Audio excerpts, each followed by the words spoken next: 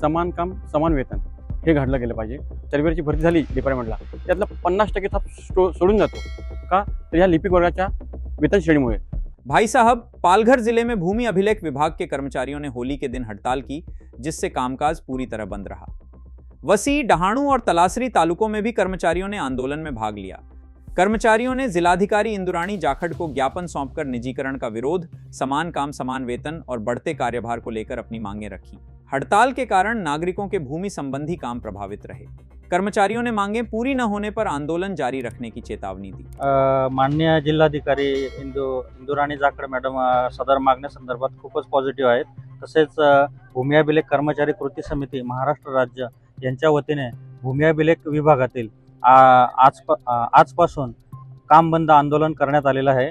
या अगोदर आम्ही वेळोवेळी दिनांक 3/2/2026 रोजी बंदी आयुक्त यांना निवेदन सादर केलेले होते। तसेच असहकार आंदोलन देखील केलेले होते। त्या अनुषंगाने आम्ही दिनांक 23/2/2026 ते 26/2/2000 या काळात सामूहिक रजा आंदोलन केलेले आहे आणि दिनांक 27 रोजी माननीय जमाबंदी आयुक्त यांच्याकडे देखील आम्ही जन आक्रोश मोर्चा काढून धरणे आंदोलन केलेले होते व तसे निवेदन देखील दिलेले होते, परंतु अद्यापपर्यंत त्यावर कुठलीही प्रकारची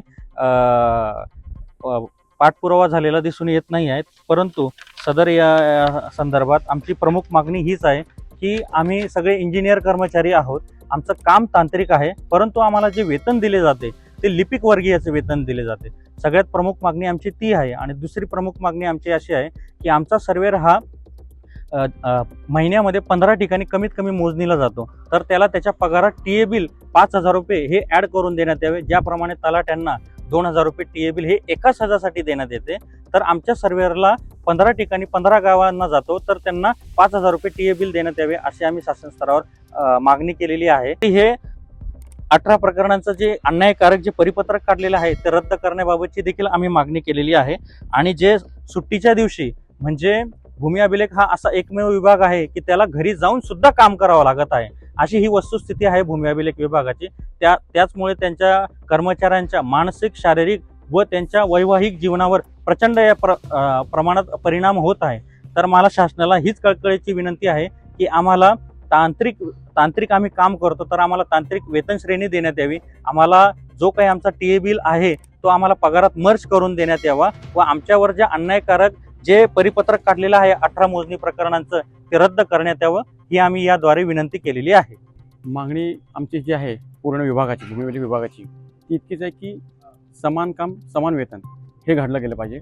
आज आमचा लिपिक वर्ग, जो सर्वेअर आहे, जो तांत्रिक कर्मचारी आहे, जो सिव्हिल इंजिनियर आहे, तरीसुद्धा त्याला लिपिक दर्जाचा पगार दिला जातो, जेव्हा का इतर डिपार्टमेंटमध्ये त्याला पूर्णपणे तांत्रिक वेतन श्रेणी दिली जाते।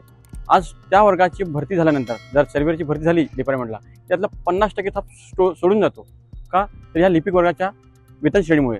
आणि ही वेतन श्रेणी यापूर्वी 6 महिन्यापूर्वी आमचे जे जमाबंदी आयुक्त आहेत सुधांशु साहेब यांनी त्याच्यावर अभ्यास करून शासनाला प्रस्ताव सादर केला होता, परंतु त्या अनुषंगाने काही GR किंवा परिपत्रक निघालं नाही। परंतु आणि हे परिपत्रक निघालं नसल्याने आता आम्हाला पुन्हा हा संप पुकारावा लागला। जो प्रस्ताव सादर केला होता शासनापुढे त्यानुसार जर मागणी मान्य होणार असेल तर आम्ही हा संप मागे घेऊ शकतो। महाराष्ट्र राज्य कर्मचारी भूमी अभिलेख कृती समितीने हा जो संप पुकारला आहे, हा संप पुकारण्याचं एकमेव कारण म्हणजे या कर्मचाऱ्याला जो पगार दिला जातो तो पगाराचा जो मोबदला आहे तो इतर कर्मचाऱ्यांच्या तुलनेत फारच कमी आहे। त्याचं कारण असं की पदभरती करताना तुम्ही तांत्रिक म्हणून भरती करतात आणि जेव्हा त्याला पगार देतात तेव्हा कर्मचारी म्हणून त्याला एक तत्पुंज पगार दिला जातो। तुम्ही जर बघितलं तर वन विभागाचा जो कर्मचारी आहे तो तांत्रिक भूकरमापक म्हणून काम करतो। त्याचं काम फक्त त्याचा विभाग आणि अभिलेख सांभाळणे आहे, तो कुठल्याही प्रकारच्या मोजण्या करत नाही, तरी त्याला तांत्रिक वेतन दिले जाते। ते तांत्रिक वेतन आपल्या कर्मचाऱ्याला म्हणजे भूमी अभिलेखच्या कर्मचाऱ्याला का दिले जात नाही, त्याचं कारण काय भूमी दिले जात नाही। आमची एकच मागणी आहे की त्यांनी ह्या मागण्या मान्य कराव्या आणि कृती समितीने जे निवेदन दिले आहे त्या निवेदनात शासनाने पुन्हा एकदा विचार करावा। जोपर्यंत आम्हाला आमच्या मागण्या मान्य होत नाही तोपर्यंत आमचा जो संप आहे तो मागे घेतला जाणार नाही, एवढंच आपल्या मार्फत मला हे सांगणं आहे। भूकरमापक सर्वसाधारण क्रमांक 1 उपअधीक्षक भूमी अभिलेख पालघर या कार्यालयात कामकाज करते। डिपार्टमेंट हे मुळातच टेक्निकल आहे, परंतु जेव्हा आम्ही प्रस्ताव सादर केला तेव्हा आमची मागणी होती की टेक्निकल तुमची हे नाहीये, रिक्रुटमेंट तुमची टेक्निकल नाही, तर 2012 पासून टेक्निकल रिक्रुटमेंट झाली डिपार्टमेंटमध्ये. आज एक पूर्ण तप झाला आहे.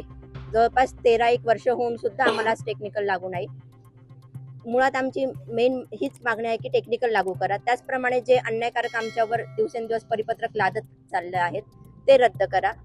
आणि जे साहित्य आहे ते म्हणजे मोजण्या जास्त आणि साहित्य कमी, त्या अभावाने सुद्धा मोजण्या होत नाही ना. जर एका सर्व्हेला दिवसाला तुम्ही 3-3, 4-4 मोजण्या देतात, तो माणूस एका साईटवर सकाळी 9ला निघून तो शेवटच्या साईटवर समजा संध्याकाळी 5 वाजता पोहोचतात. तिथे जाऊन पण लोक तिथे त्याच्या विरुद्ध हे करतात की आम्ही सकाळी 9 वाजल्यापासून येऊन बसलो. अरे आमची काय चुकी त्याच्यामध्ये? जर आम्हाला एका वेळेस तुम्ही 3-3 कामं देतात तर आम्ही कसं काय शक्य तिथे जाणं? तरी आमची एक तेवढीच मागणी आहे की ते आमचं लवकरात लवकर मागण्या मान्य करा. आणि जेव्हापर्यंत आमच्या मागण्या मान्य होत नाहीत आम्ही सगळे असाच संपत राहणार आहोत. अपनी राय हमें कमेंट में जरूर बताइए और हर लेटेस्ट खबर के लिए बने रहें thejurnalist.in के साथ।